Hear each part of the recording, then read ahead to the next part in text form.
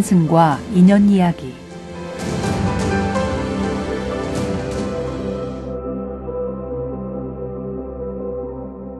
이 글은 코로나19로 힘들고 어려운 도반들에게 청량한 산사의 정취가 깃든 참선 수행력으로 무사히 이 난세를 극복하자고 희유한 우곡선사님의 만행사연 한 편을 영상으로 게재한 것입니다. 지금은 유명을 달리한 어느 산승과의 안타깝고 소중한 인연 이야기를 피력한다. 그쯤 나의 불도에서 해탈의 삶을 통칭하는 석가부처님의 불교와 한국의 승가와는 전혀 조합되지 않는 이미지로 굳어진 지가 오래였다. 불교를 빙자하여 혹세무민하는 삭발무리로부터 불타의 향기는커녕 진솔한 인간미조차 느껴지지 않았기 때문이다. 1997년 늦가을쯤 강원도 홍천의 수타사가 생사 문제로 고뇌하던 이 산승과의 첫 만남이 이루어진 무대다. 나는 92년 속초에서의 경계 이후 급격한 심신의 변화를 비추어 볼 선각자를 찾아 사업을 전폐하고 수년 동안 주유천하를 하였지만 승속과 타 종교 지도자를 불문하고 크고 작은 반면교사뿐이었기에 사찰에서 승려들과 마주치면 내가 먼저 피하여 인연을 맺지 않으려 하였다. 수타사 이야기가 시작되는 그쯤 현실 복귀를 위한 입전수수의 고달픈 여정이 시작되는 시기였다. 실사구시는 언감생심이었지만 저작거리 역삼동에 무역회사를 설립하여 세계를 무대로 지평을 열어가는 현실 복귀가 진행 중이었기에 주말이면 산사를 찾아 심신을 추스르는 것은 정해진 과제였다. 강원도 홍천 수타사는 공작산이 병풍처럼 둘러싸고 동서로 맑은 냇물이 고요히 흐르는 한 폭의 수채화 같은 고찰이다. 당시로는 외지고 고즈넉한 산사이기에 탐방객도 별로 없을 뿐더러 심신의 평정을 도모하는 나에게는 옛스러운 풍경 그대로가 안성맞춤 법당이었다. 특히 한겨울 설경이 연출될 때면 자지러지도록 아름다움을 빚어내는 고찰이다. 그해 만추 경내에서 이 승려와 두어 번 마주쳤고 그럴 때마다 그가 헛기침을 하였지만 애써 외면하다가 차 한잔 하자는 청을 박절하게 거절할 수 없어 삼방으로 이끌려 들어갔다. 소박하고 정갈하게 꾸며놓은 삼방에서 다상을 마주하고 통성명한 이 승려는 수타사 주지소임을 맡고 있는 비구였다. 병색이 완연하였지만 진정성이 묻어나는 어눌한 목소리의 한마디 한마디에는 절박함이 배어 있었다. 태생적 약골로 소년기부터 몸이 아파 고교를 마치고 바로 중이 되었다는 것과 죽음에 대한 두려움 때문에 살아도 사는 게 아니라는 것이다. 20여 년 출가 수행도 건강 회복에는 별 도움이 못 되었고 자기 발로 걸어서 월정사 산문 밖을 나가본 적이 없다는 것이다. 자신의 이런 꼴을 측은하게 여긴 문중에서 주지소임을 맡겨 지금 이렇게 살고 있지만 이제 나이도 들고 자기에게 죽음이 임박했다는 것과 죽음에 대한 두려움이 너무 커서 어떻게 할 바를 모르겠으니 도와달라는 것이다. 평생을 병고와 부실한 몸으로 생사의 문턱에 걸쳐 있었던 사바중생의 절박함이 절절히 묻어났다. 당신은 생사를 희롱하시던 석가부처님의 자칭 제자고 그 잘난 조계문중의 중 아니냐.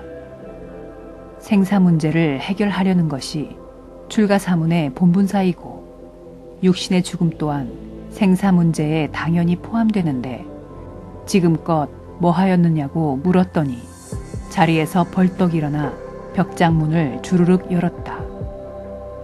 그곳에는 갖가지 불교 경전이 벽면 한가득 진열되어 있었다.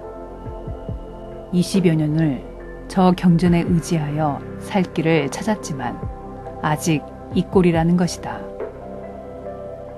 경전에 담긴 석가부처님 법력이야 예나 지금이나 그대로이지만 생사해탈법이 담길 그릇은 어디까지나 자기 자신의 몫이다. 당시 이 비구는 육신이 너무 쇠하여 한 번에 법을 쏟아부을 수 없는 상태였다.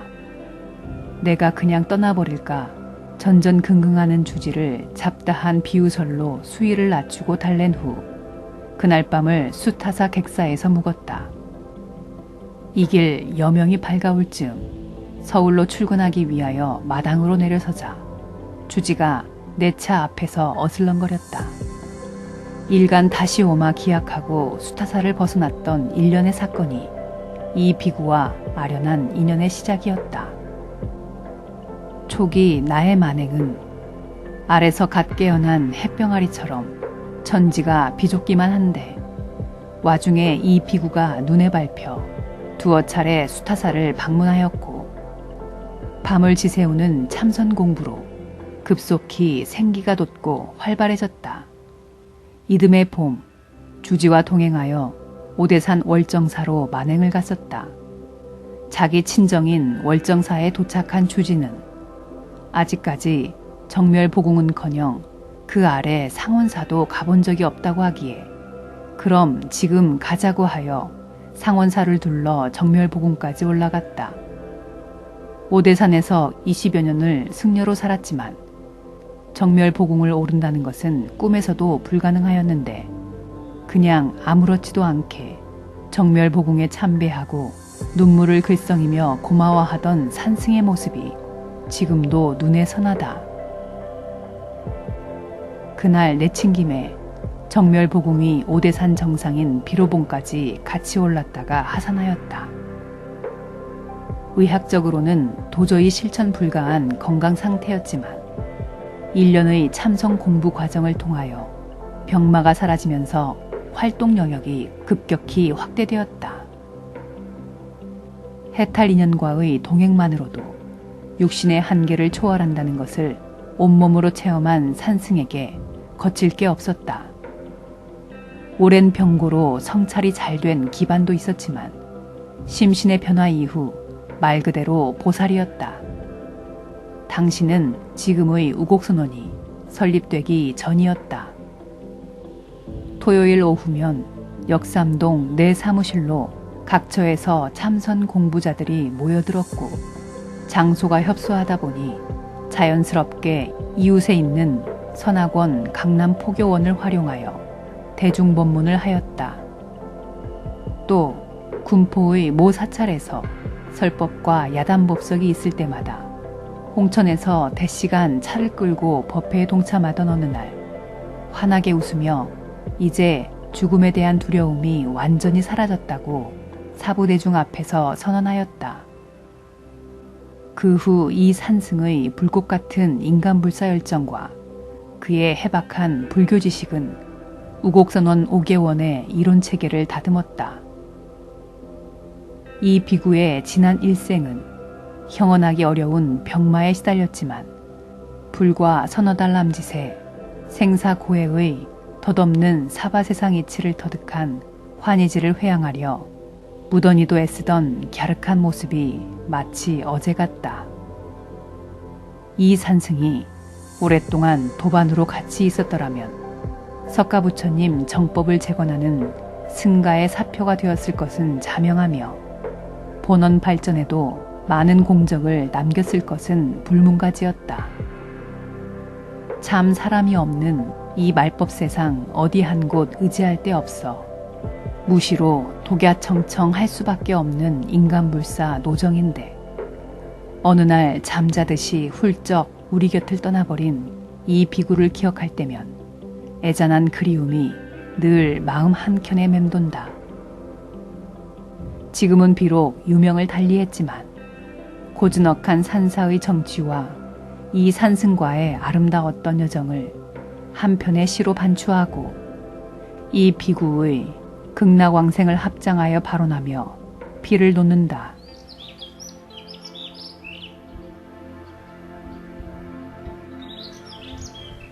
산사. 기암괴석 산울타리 높은 담장 위에 새벽별 무덕이 초병을 섰다. 푸른 갑옷, 붉은 휘장 둘러친 천상의 용장들이 산매에 잠든 산사를 호위하여 피안의 세계로 인도할제. 대돌 위에 흰 고무신 저 산승은 꿈속 길도 절로일세라. 풍경도 잠든 산사, 새벽으로 가는 수레조차 없어 있는 것 그대로 애달다. 괴괴한 정적이거 베개 위에 머리 얹혀둠이 서러워 객방문 열고 닫힘이 너댓번.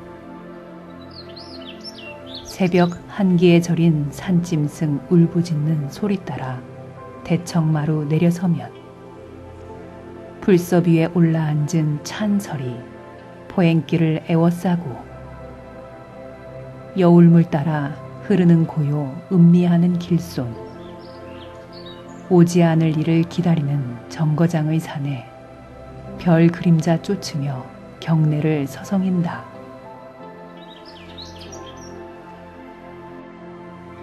산사의 여명은 아리도록 깊다.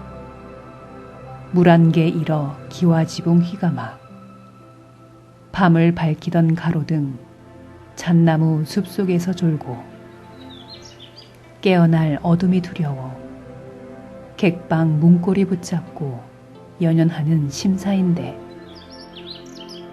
무심한 햇살 노송 끝자락 밝히며 속세로의 귀향을 재촉한다.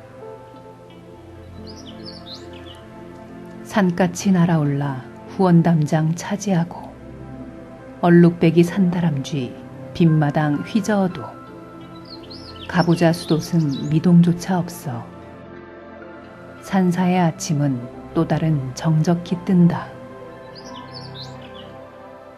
질서 있는 고요함에 취한 나그네 행장 꾸리는 손끝 저려 산사의 하룻밤은 천년의 삶이여라.